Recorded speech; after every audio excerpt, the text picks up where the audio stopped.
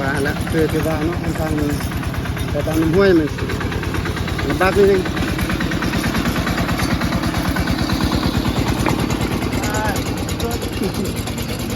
ตามธรรมชาติเด้อบ้านนอกคนนามาให้มาส่วนเนาะมาให้มานาส่วนในส่วนเก็บเกี่ยวเข้าก่อนค่อนข้างมันพอดีเขาก็ได้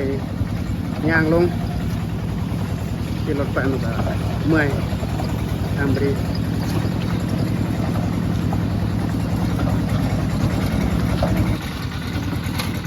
คนไล่มาเฮ็ดให้เฮ็ดหน้านี่ก็จะเอารถแบบนี้แหละรถต๊อกไถนาเพราะรถคันนี้มันเป็นรถไฟลุยมันสะดวกเนาะเวลาเราไปทางบกก็ดีไปทางน้ำก็ดีเราก็เอารถแบบนี้ไปมันสะดวกกว่ามันลุยกว่านี่มาติดตามชมเบิงมะโมเข้าเด้อ